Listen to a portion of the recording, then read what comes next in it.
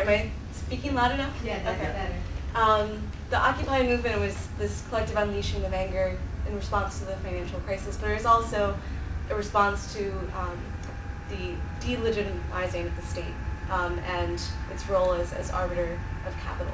And I think, that takes different forms globally, but in the United States, it's taking the form of the total delegitimization of the U.S. Congress and of the executive. I mean, there was a New York Times poll in October that showed a 9% approval rating of the U.S. Congress. At the same time that the Occupy Wall Street movement and Occupy movement had 50, 60% support among the general population. So I think that speaks to where people are. They're not necessarily buying into mainstream narratives about how we're all a bunch of dirty hippies and asking for jobs or whatever, or that we're lazy. I mean, I think people really are ready for a different kind of governance and a different kind of experience in relation to one another.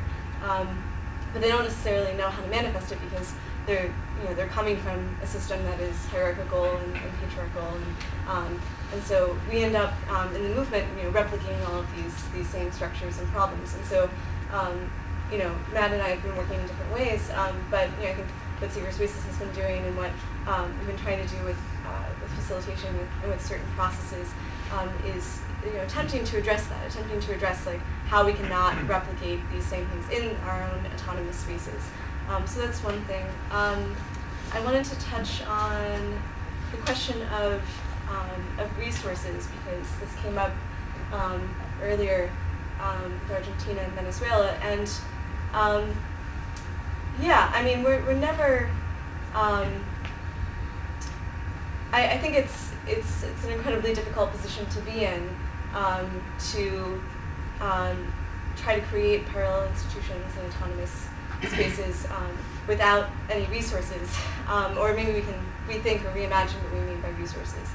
And actually, in Occupy Wall Street, recently we've been doing a series of conversations, community dialogues around power, privilege, and access to resources as a way to sort of get at this problem, because resources aren't just money. It's not just cash. I mean, as was mentioned before, land donations, building donations, these sorts of things can be much more helpful. And so the question is like, how can you access the resources that enable you to retain some kind of autonomy or build more autonomy within the existing system?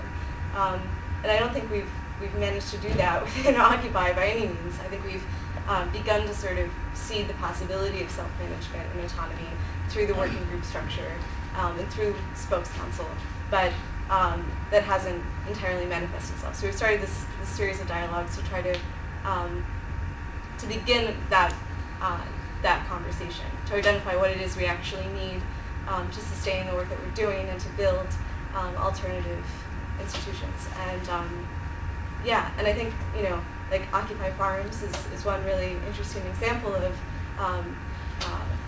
an experiment in taking back the land and making it into something that is more self-sustaining and contributing to the movement. So I'd like to talk about that, and I'd like to talk about how we can, in general, connect these internal working groups within Occupy to existing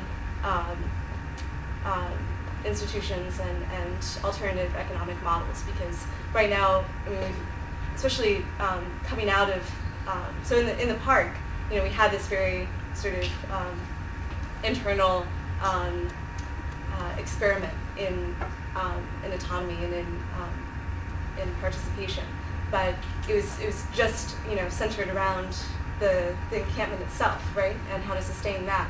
And now, post-raid, post-eviction, we really need to look at how we can do that in the society at large, and how we can do it, in the neighborhood level, and really, connect the assemblies, but also build more sustainable. I think the assembly models that we're using, the General Assembly has a very individualistic approach, and it's not very consistent, especially in a metropolitan area like New York City.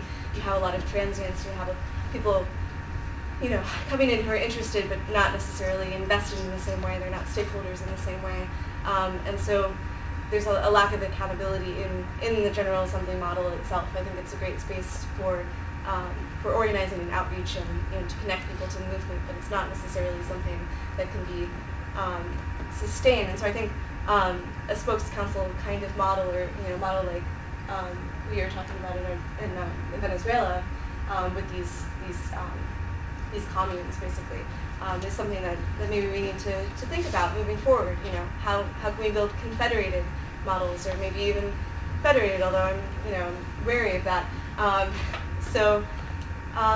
Yeah, I think that's a good starting point, but I also I still have a lot of questions about what that means in the long term. I don't think right now we're in a position to, this question of negotiation is interesting because, we're always negotiating in a way, even if we're not negotiating on this sort of structural scale. We're negotiating, space. We're negotiating speech. We're negotiating our right to sort of exist.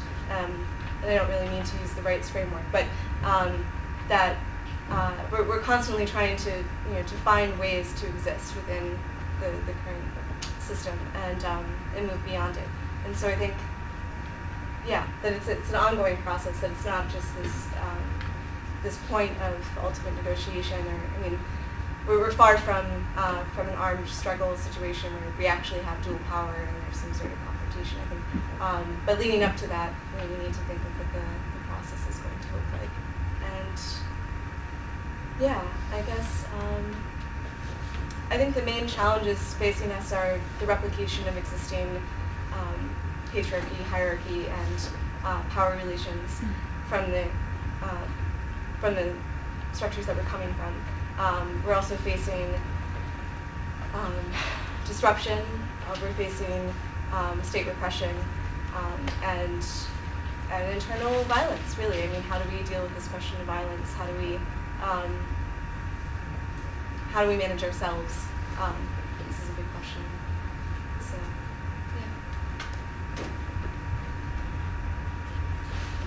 So how do we want to do this? Because you've put out a few questions.